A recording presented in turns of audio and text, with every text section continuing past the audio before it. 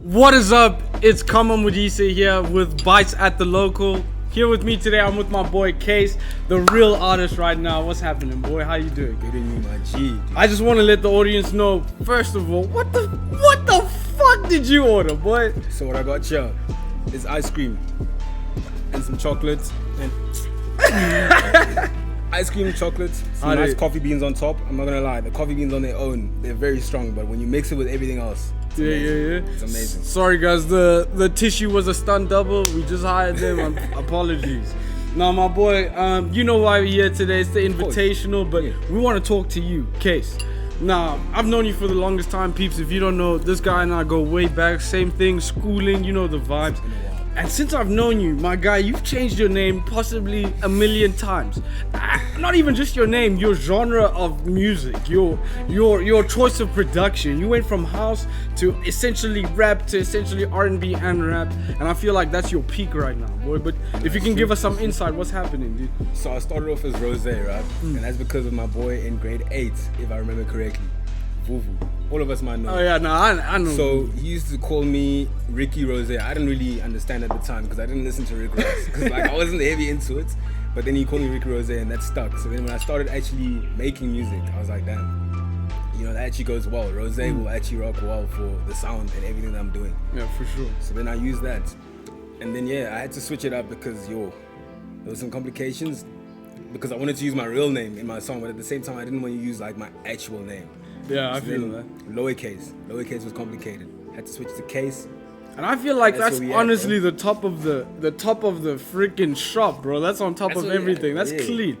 Now, do you want to give us some history around how you went from essentially just being a house producer to actually being your own producer to your own rapper to really everything at home? How did you get to that? So I started off making just instrumentals because I wasn't hella comfortable with like having my voice on a track. Like, you know when you send voice notes to friends and you listen back and you're like, yo, is that really what I sound like right now? That feeling was coming through everything. So I was like, you know what, I'm just gonna make the beats and then that's it. And then it happened one time where we're in the studio at school. Me and a couple friends, Pieces Nice, Vinny, played them one of my tracks. And their reaction to that is pretty much what set me off on what I'm at right now. Nah, for sure. They were literally like, yo, is this guy right now? Is this him? And I was like, yeah. And they're like, dude, that's dope, bro. So essentially, the whole rap career started, we could say grade 10, but let's keep it at high school. That's when you decided that I'm transitioning fully and this is my career. This is what I want to do. And it's always been your career since I've known you, essentially. Even though you're making house music, you've just always been musically inclined. And that's kind of great about you. It's inspirational about other people here because not a lot of people have the goals or dreams of really taking their things further, especially in South Africa. I understand sometimes you need to know someone to make it somewhere, but bro, you've proven it to me and to everyone else that you don't need to know anyone. You just need to have hard work and just be consistent with your stuff. You know what I'm saying? You know you're gonna grow. Something I like to say is literally nothing's impossible if you just keep trying. Because as soon as you give up, then it's literally definite that you're not gonna make it. Because I mean, for sure. So literally, as long as you keep going. If you have a dream and you want to pursue it, just think where you want to be, and then every day just do something that gets you a little bit closer to where you see yourself in the end. And that's where you get to. So you have your end goal, obviously. I have my end goal, but the thing is, my end goal, I'm not gonna lie to you, it keeps going like further because like I never know when the end is, but that's a good thing. You keep evolving, bro. Of course, that's the best thing possible. You don't wanna make your end goal your last goal. Once you do that, then it's over. I mean, exactly. It's like having all your eggs in one basket. You know what I'm saying? So it's good. I love, bro. I'm a big fan of this guy. Like I know I'm his friend, but you just need to listen to his things. The recent album you dropped, oh my goodness, bro, I cried every day, bro. I want to talk about I'm Leaving. I want to talk about Wolf. I want to talk about Attached to Me. I want to talk about all of it, bro. Tell me what was going in your head when you decided to create something so magical, bro? What's going on? So I was thinking of experimenting because like I dropped the album like pretty much a month before No Tears, and it's funny you say you actually cry because the thing's actually called No Tears, so that's quite kind of ironic, but it's aight.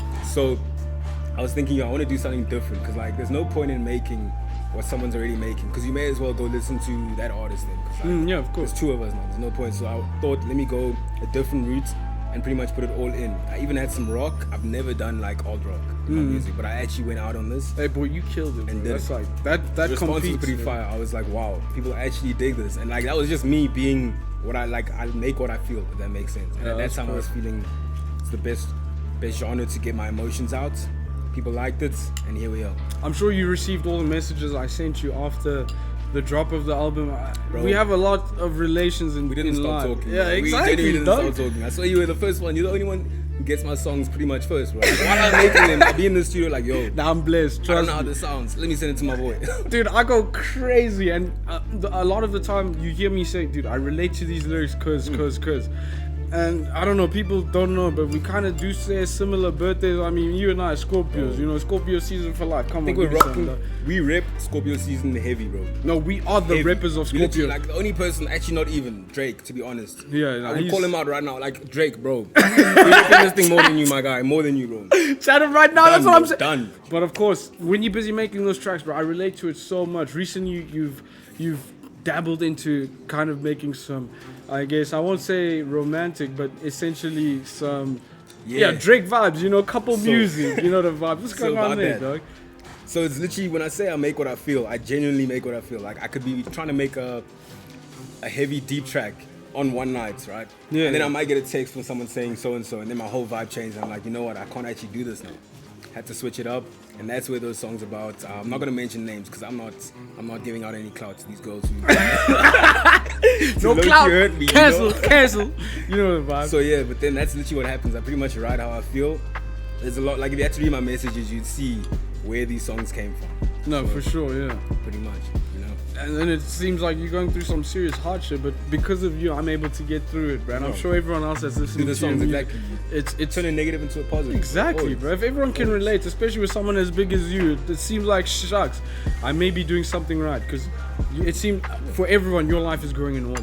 But if you can express it in a song that, look, I also have these challenges, it gives a lot of the audience a chance to breathe and relax and be like, shucks, not everyone is really living the most perfect life, you know what I'm saying? Yo, no, that goes to what's like social media. Like everyone on social media presents themselves as like they're perfect. You don't show your failures because like no one really wants to see your failures, and you don't want to show your failures. Everyone has them though, but you keep those behind you, use them as motivation to push you forward and just do better. Like all my failures, like I have many of them, but I never talk about them because that's not what you focus. If No, you of focus on course bad not. things, you're gonna always see bad things. Focus on good things, you'll see good things. For sure. I honestly hope someone clips that, because that's honestly a strong quote and it's something to live by.